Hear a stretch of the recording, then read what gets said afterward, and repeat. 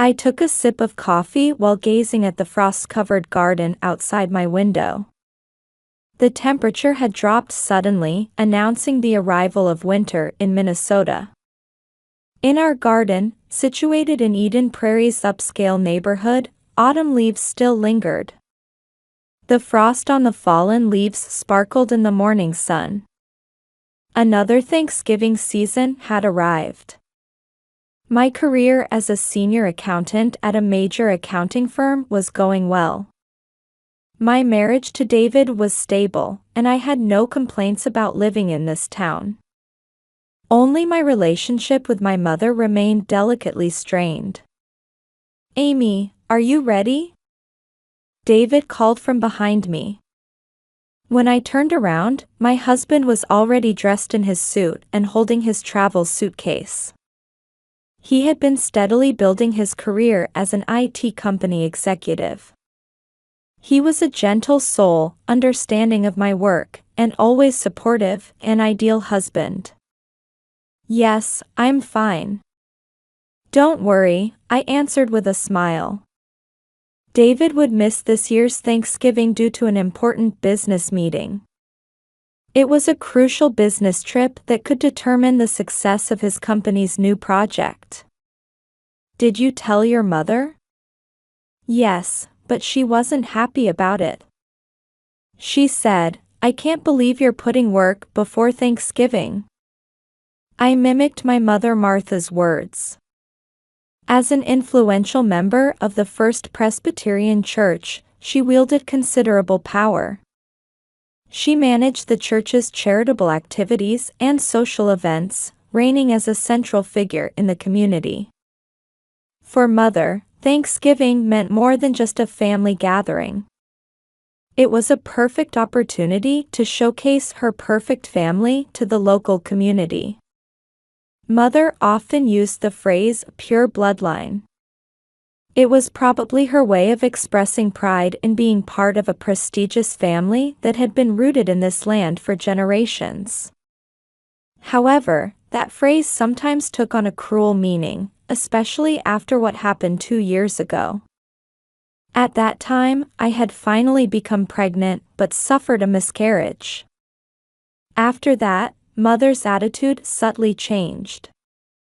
While she remained outwardly affectionate, there were times when I caught glimpses of what seemed like relief in her expression. Meanwhile, her doting on my sister Linda's son Tommy grew more intense by the day. Linda was a devoted housewife actively involved in church activities. She tended to be heavily dependent on Mother, prioritizing Mother's opinions even in raising her 5-year-old son Tommy. Her husband John was a real estate company owner. Though honest in character, he had recently shown signs of concern about changes in his wife's behavior. David placed his hand on my shoulder. "Are you okay?" "Yes," I turned to face my husband and smiled. "Don't worry. I'll handle it my way." David nodded silently. He understood how I felt. That's probably why he felt guilty about this business trip. I should get going. I stood up and walked my husband to the door. A cold wind blew in. Tomorrow was Thanksgiving. Many relatives would gather at Mother's house for dinner. My sister Linda would come with her husband John and their son Tommy. Linda had been acting strange lately. She seemed too close to Adam Foster, the assistant pastor who had arrived 6 months ago. While the charismatic young assistant pastor was popular among the female church members, his relationship with Linda was clearly unusual. I let out a deep sigh. Tomorrow was Thanksgiving. Mother's perfect dinner party. A family gathering in a large white house, with elegant table settings. But underneath it all, something was definitely starting to crumble. With my calm and rational nature, I could see it clear as day. My accountant's intuition told me that some significant truth was being hidden. And I had a definite feeling that the time for that truth to be revealed was approaching. What was about to happen might drastically change the way our family existed. But perhaps it was an unavoidable destiny. That's what I felt. The Thanksgiving morning began with a biting cold. In the car heading to Mother's house, I tried to calm my anxious heart while turning up the heat. The sky beyond the windshield was a gloomy gray, with occasional snowflakes dancing in the air. Mother's house stood in one of Eden Prairie's most prestigious neighborhoods. The large white house, passed down through generations, could rightfully be called one of the town's landmarks. Several cars were already parked in the circular driveway at the entrance. Relatives were starting to gather. As I opened the front door, Mother's voice rang out. Martha had already made perfect preparations.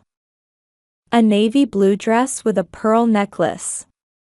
Her graying hair was meticulously styled, and her makeup was carefully applied. Is David really not coming? The question came as if she had been waiting to ask it. There was a slight tone of reproach in Mother's voice. No, I explained that he has an important business meeting.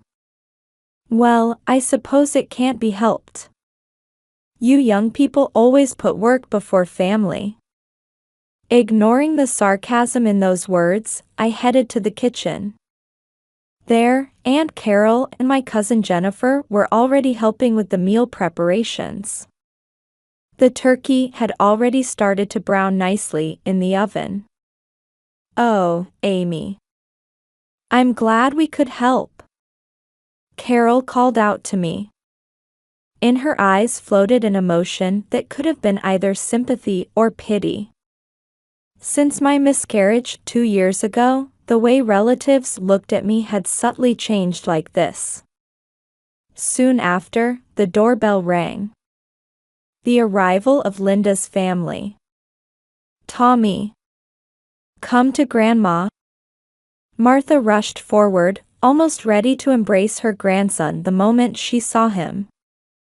5-year-old Tommy laughed happily in his grandmother's arms.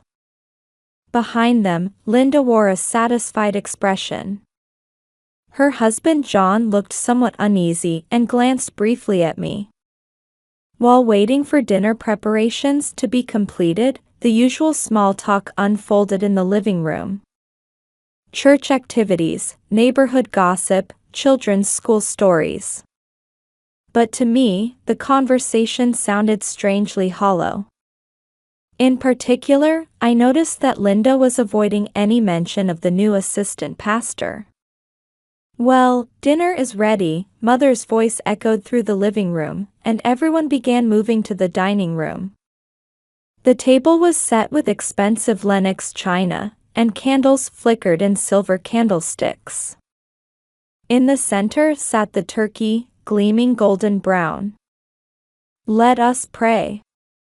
Everyone sat down, folded their hands, and bowed their heads. Martha began reciting the prayer. Her voice was filled with its usual dignity and confidence. And we thank you for all the blessings bestowed upon us. Amen. After the prayer, the serving of food began. Martha took up the large silver knife that had been passed down through generations and began carving the turkey. Her movements revealed years of experience. Amy, you're always so focused on work, Aunt Carol addressed me. Don't you think it's time to find a new purpose in life? Yes, Cousin Jennifer chimed in. God sometimes gives us trials for a reason. The meaning behind those words was clear. They were referring to my miscarriage 2 years ago. I silently lowered my eyes to the food on my plate. Well, but, Martha suddenly spoke up. While carefully carving the turkey, she said in an inappropriately cheerful voice, "Your miscarriage saved our bloodline from being tainted." Those words struck the dinner table like an icy blade. Yet the relatives rushed to laugh. To my ears, their laughter sounded cruelly frivolous. And then came the decisive blow from my sister. Linda, gently stroking her son's head, said with a broad smile, "After all, a real grandchild is all we need." There was a moment when time seemed to stop. I slowly put down my fork and quietly stood up from my chair.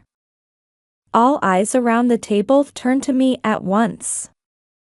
"Amy?" There was a slight tremor in Mother's voice. "Please excuse me for a moment."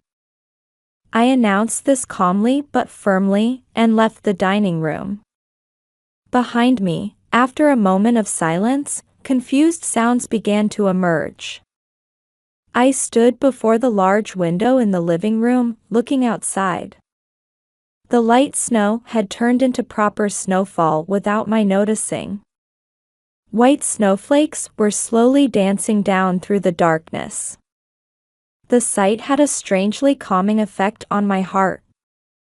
After a while, I heard sounds from the kitchen. When I turned around, John was standing there. Linda's husband wore an obviously troubled expression.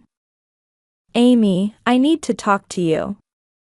His voice was different from his usual confident tone as a real estate company president. It carried a complex tone mixing anxiety and determination. "Actually, something's wrong with Linda." I nodded silently. John looked around cautiously, then continued in an even lower voice. "She's been meeting with the young assistant pastor frequently. And..." He paused for a moment and let out a deep sigh. "I want to get a DNA test for Tommy. Will you help me?" In that moment, all the pieces connected.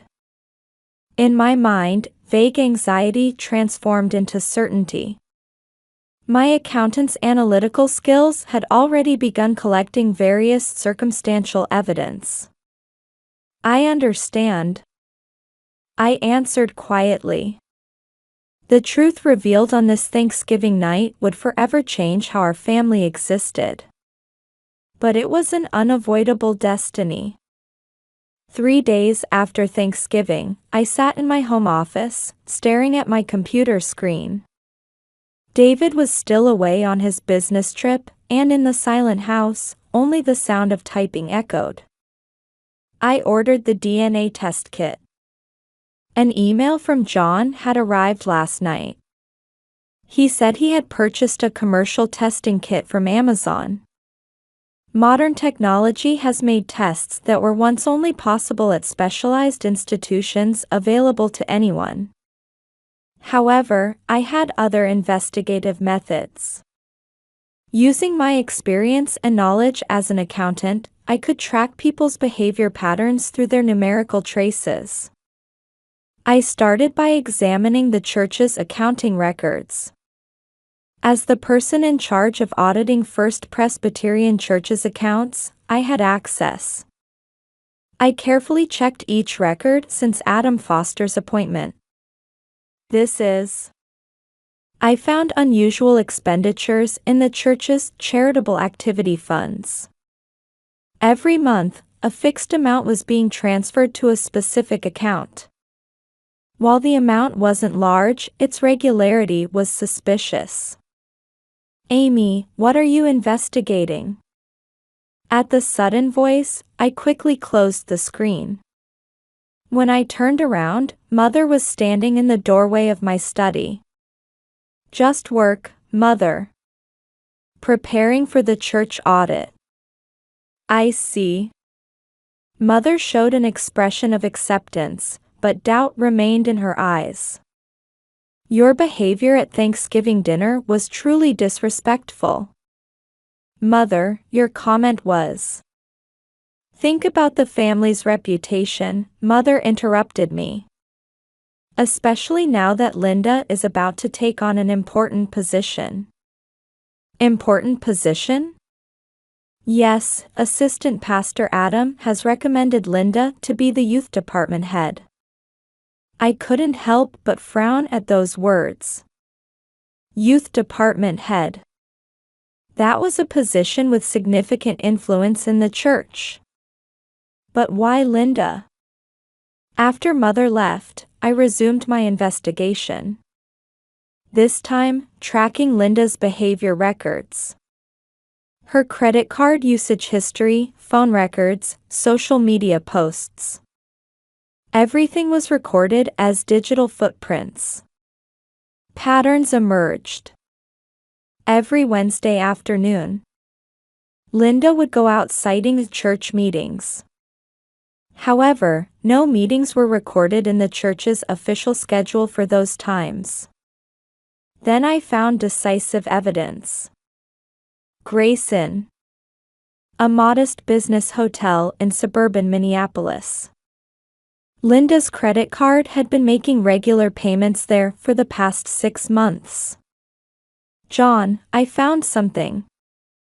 I quietly picked up the phone and contacted my sister's husband. What do you mean? Every Wednesday. Linda has been going to a specific hotel. And part of the payments are coming from the church's charitable funds. On the other end of the line, John let out a heavy sigh. That's not all, I continued. When Tommy was born, there's a high possibility Linda already knew Adam. What do you mean? At that time, Adam was doing a short internship at this church as a seminary student. It's in the church records. Silence fell. That silence was like the calm before a storm. We might not need to wait for the DNA test results. John didn't answer my words. However, I could hear his heavy breathing over the phone. The evidence gathering continued for another week. Using my expertise as an accountant, I discovered one piece of evidence after another supporting Adam and Linda's relationship. Hotel reservation records, restaurant receipts, and most decisively, records of anonymous transfers between them. The flow of funds disguised as church charitable activities. While it was cleverly concealed, it was obvious to a professional's eye. Adam had been using church funds to maintain his relationship with Linda. However, this investigation had an unexpected side effect. While examining the church's accounting records, I also discovered Mother's misconduct. Martha Anderson had been misappropriating church funds for personal use for years. While the amounts were trivial, the fact was serious. With this, I let out a deep sigh. This evidence would be a powerful weapon to keep Mother in check. But whether to use it or not, my heart wavered. The turning point came in an unexpected form. One afternoon, Linda suddenly visited my house. Amy, you're investigating me, aren't you? My sister's voice mixed anger and fear. What are you talking about? Adam told me. Someone's been examining the church's accounting records. I silently stared at my sister. Linda's eyes wavered with anxiety and panic. Please, keep quiet, her voice suddenly turned pleading. If this comes to light, Mother will, the church will. Tell me honestly, I said quietly but firmly. Tell me everything. And Linda began to talk. Meeting Adam 5 years ago when he was a seminary student. Their secret romance. And Tommy's birth. Does Mother know? Linda covered her face with both hands. Yes. But Mother covered everything up.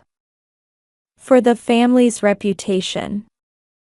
At that moment, my cell phone rang.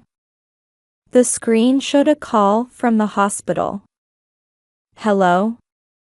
Ms. Anderson? Your mother has been rushed to emergency. We suspect a stroke.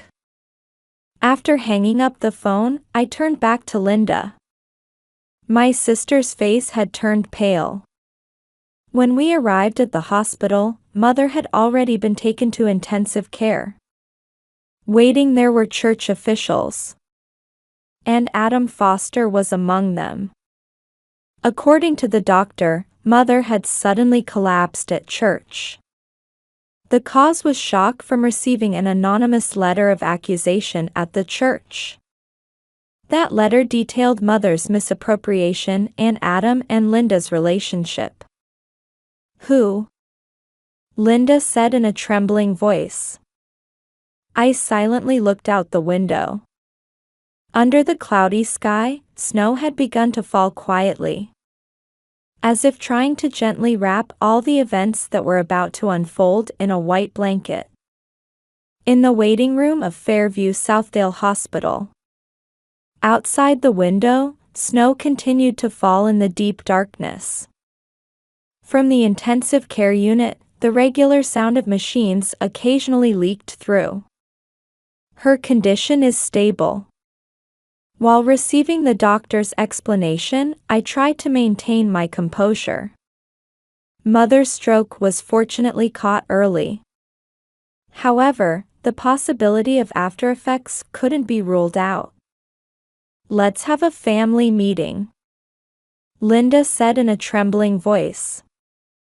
In the waiting room were Linda, John, David who had rushed back, and me. Adam had already left, urged by church officials. Before that, John opened his mouth heavily. The DNA test results are in. I held my breath. The color drained from Linda's face. David looked at me, trying to understand the situation. Tommy. John choked on his words. He's not my child. Silence dominated the room. That silence pressed down on our shoulders like heavy lead. Linda, I turned quietly to my sister.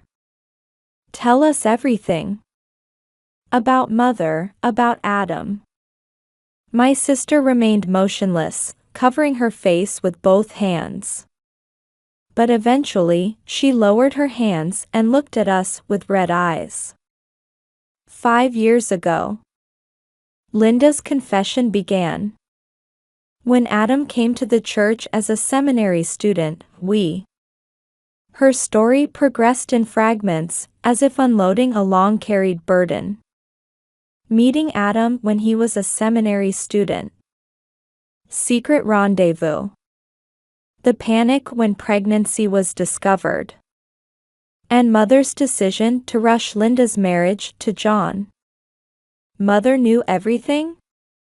David couldn't help but interject. Yes. Linda nodded slightly. Mother covered everything up to protect the family's reputation. She even paid Adam hush money. Using church funds? My voice involuntarily turned cold. Linda silently nodded. Her confession perfectly matched my investigation results. Mother's misuse of church funds. Hush money to Adam. Everything was a strategy to protect family reputation. What were you planning? John's voice trembled with anger. How long were you going to continue this lie? Linda stammered. Mother, reputation. Just then, we heard noise from the nurse's station. When we turned around, Mother's bed was being returned to her room. While consciousness had returned, right-side paralysis remained. You can visit now, the nurse announced. But please don't excite her. We visited Mother's hospital room one by one. When I entered last, Mother weakly opened her eyes. Amy. Mother's voice had lost its former authority. In my bag. I picked up Mother's handbag. Inside were the church's bankbook and a notebook recording transactions with Adam. Burn everything. I can't, I answered quietly but firmly. Let's put an end to all the secrets. That evening, the church's board of elders was urgently convened. Adam Foster's inappropriate relationship and suspicions of church fund misappropriation were officially addressed as agenda items. The results were as expected. Adam was immediately dismissed. Mother's position in the church was effectively stripped. Linda was essentially banished from the church community. The news spread surprisingly fast. Local papers covered this incident extensively as a church scandal. Scandal rocks prestigious church, the truth behind the elder family, headlines after headlines sliced through our lives. A week later, we had a family discussion about Mother's care.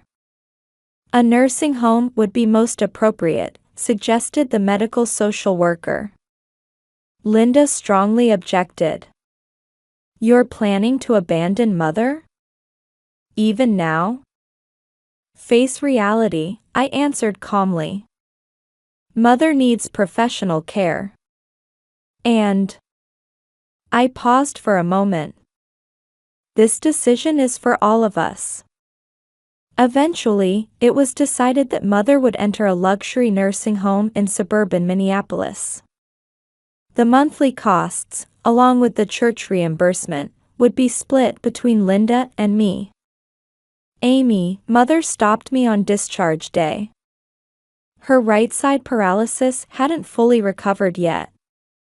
You might have been right. I couldn't answer those words. I just held her thin hand tightly. But Mother continued. Try to understand my feelings about protecting the family's reputation. I do understand, I answered quietly. But reputation built on lies will eventually crumble. Tears glistened in Mother's eyes. Perhaps that was the most honest display of emotion she had ever shown. That night, I had dinner alone with David for the first time in a while. You did well, my husband held my hand. What now? Outside the window, snow continued to fall quietly. The accumulated snow seemed to cover all traces of the past. But surely, beneath it, new shoots were beginning to breathe. I'm thinking of looking for a new house, I smiled. Starting our new life somewhere a little away from this town. David nodded silently. His eyes overflowed with understanding and love. Yes, this isn't the end. It's a new beginning. Truth sometimes demands a cruel price. But without paying that price, true happiness cannot be obtained. That's what I believe. A year has passed since then. David and I had settled into a new home in a developing residential area in western Minnesota. 2 hours by car from Eden Prairie. I think it's just the right distance. In the kitchen of our new home, I was preparing to roast a turkey. Outside the window, gentle snow was falling. There wasn't the bitter cold of last year. Need help? David called from behind. His arms gently wrapped around my shoulders. Thanks, but I'm fine. I turned around with a smile. On the table lay papers from the adoption agency.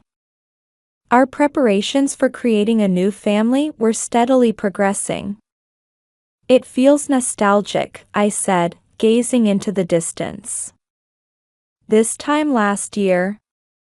Since last Thanksgiving, our lives had changed dramatically. As if a storm had washed everything away.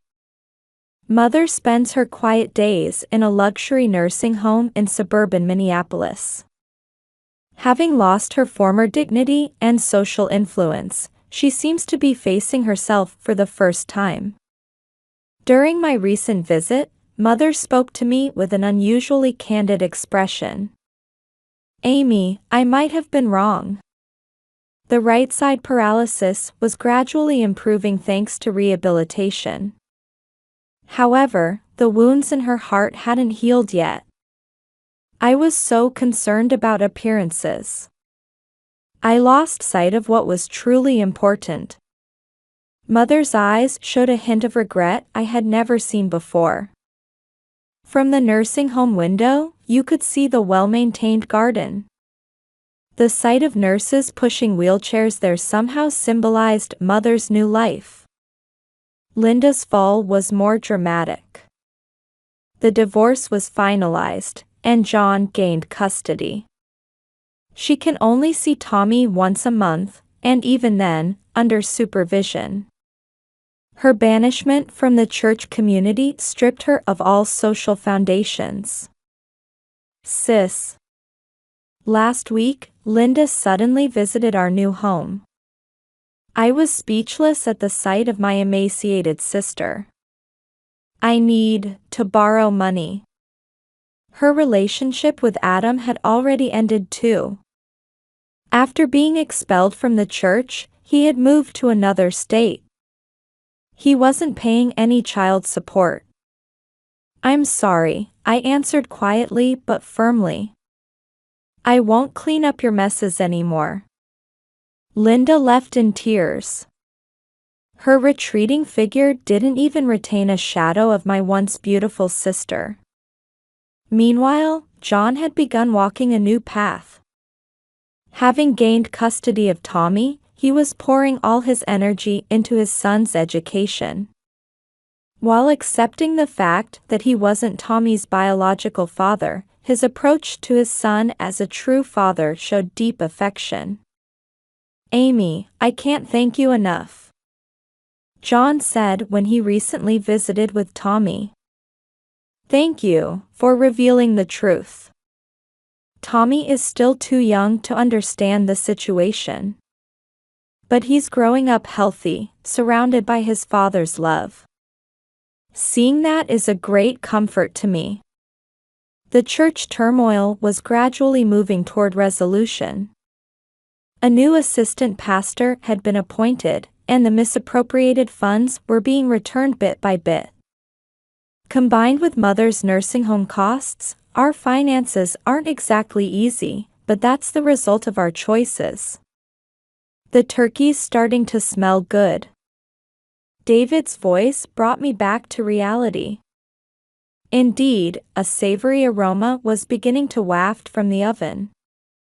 This year's Thanksgiving will be a quiet celebration with just my husband and me. The table is set with a white linen tablecloth and our newly purchased dishes. It's not extravagant, but it's a space that warms the heart. "Hey," David said, gazing at my profile. "Are you happy?" I thought for a moment before slowly nodding. "Yes. We're truly happy now, in the real sense. Happiness built on lies and deception will eventually crumble." That was the lesson Mother learned over a lifetime. And through that pain, we found a new happiness. Outside the window, snow continued to fall quietly. The white crystals gently wrapped the earth, seeming to announce the arrival of a new season. Surely new shoots will sprout come spring. That's how our lives too will move forward, slowly but surely. "Oh, by the way," David said, picking up the adoption papers. "Next Thanksgiving, we might be celebrating as a family of 3. I squeezed my husband's hand. A new form of family. Perhaps that's a genuine bond, unrelated to bloodlines or appearances. Yes, this is the path we've chosen. This is our new form of life, found by choosing truth and discarding deception. In the oven, the turkey was slowly browning to a perfect golden color. Its aroma suggested not bitter memories like last year, but a future full of hope.